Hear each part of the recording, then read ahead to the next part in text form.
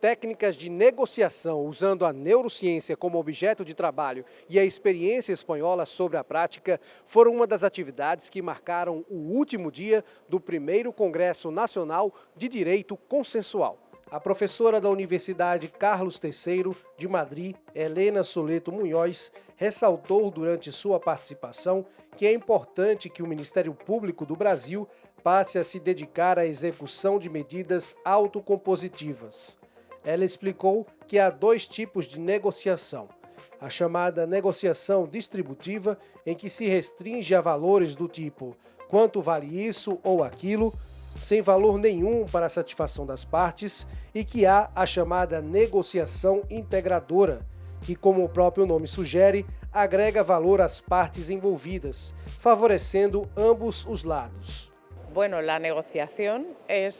A negociação é uma prática utilizada em todos os países e em todos os âmbitos, sejam nas relações familiares, pessoais ou coletivas. Em relação à atuação do Ministério Público espanhol, sim, se faz muita negociação, principalmente no âmbito criminal, onde metade das sentenças são de conformidade, de acordos entre os advogados e a promotoria. Eu acredito que o Brasil é um país muito moderno, com pessoas muito preparadas profissionalmente e, acima de tudo, conectado às correntes mais modernas no mundo ocidental. Então, eu acredito que o Brasil vai se desenvolver muito quanto ao uso dos métodos autocompositivos em todos os âmbitos. O Procurador de Justiça do Ministério Público do Estado do Rio Grande do Sul, Paulo Valério Moraes, explicou como o estudo da neurociência no uso do direito pode contribuir na forma de agir dos negociadores, principalmente nas situações em que envolvem as negociações de risco. Ele explicou que muitas vezes a falta de autocontrole do negociador e das partes envolvidas pode interferir no resultado da negociação nesses casos. Nós estamos sempre achando que devemos trabalhar única e exclusivamente com a lei, que a lei seria a matéria-prima do nosso trabalho. Isso não é verdade.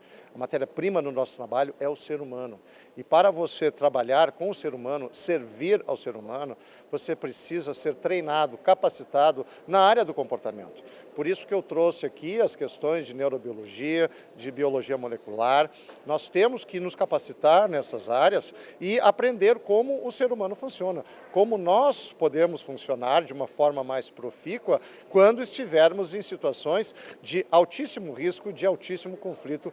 O autocontrole, o autoconhecimento, as técnicas para você lidar com a sua emoção, com o seu sentimento, para fazer com que o nosso trabalho, então, seja um trabalho técnico, um trabalho de expertise nessas áreas que não são áreas naturais à nossa formação. Participando como debatedora deste painel, a coordenadora técnica do Núcleo de Mediação da FGV, a professora Juliana Lois Andrade, explica como o direito consensual vem sendo trabalhado na formação dos futuros operadores do direito. Nos últimos 5 anos, a gente teve uma evolução enorme na oferta de disciplinas de solução consensual, e aí incluindo mediação, conciliação e negociação, sobretudo, que é a base desses processos, né? Acho que a gente está na casa do Ministério Público aqui e justamente atua nesses processos como negociador, assim como a advocacia também.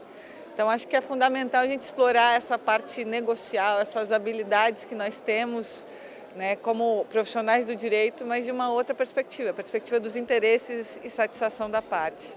Houve também o painel que tratou sobre as técnicas de negociação na resolução de conflitos coletivos, que teve como expositor o promotor de justiça do Ministério Público do Estado de Minas Gerais, Luciano Badini Martins.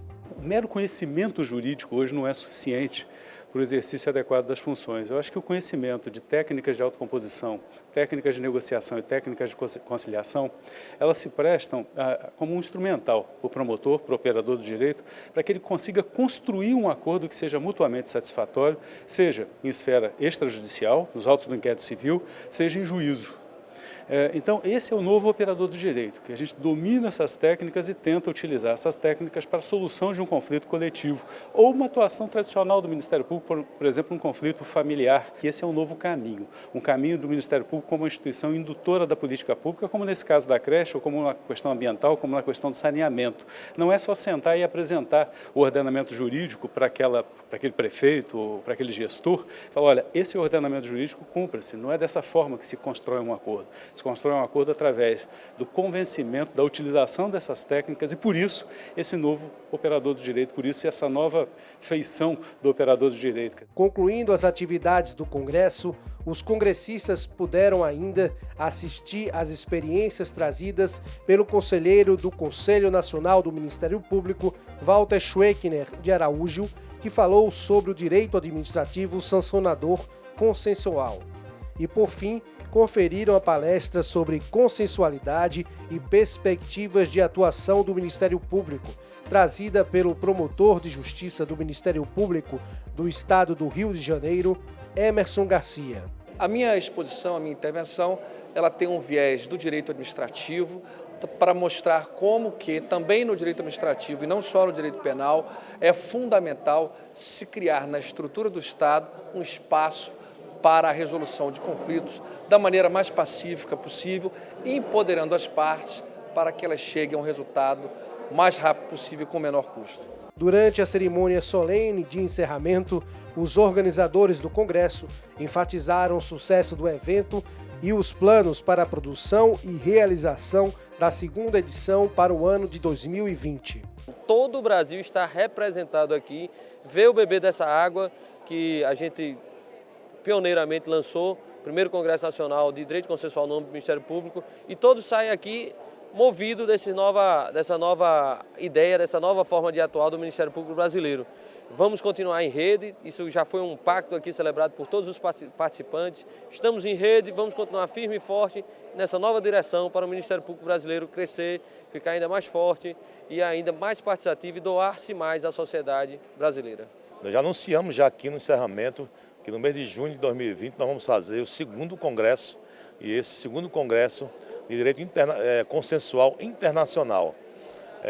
Não é ousadia, mas há muito tempo nós estamos pensando que a forma tradicional ela está em desuso e é preciso ousar.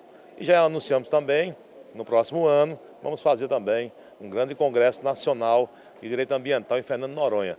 Você já sabe, o que é de interesse público é notícia no MPPE. Se ainda não é inscrito no canal, se inscreve e não deixa de acionar o sino para receber as nossas notificações. E também não esquece de deixar o seu like.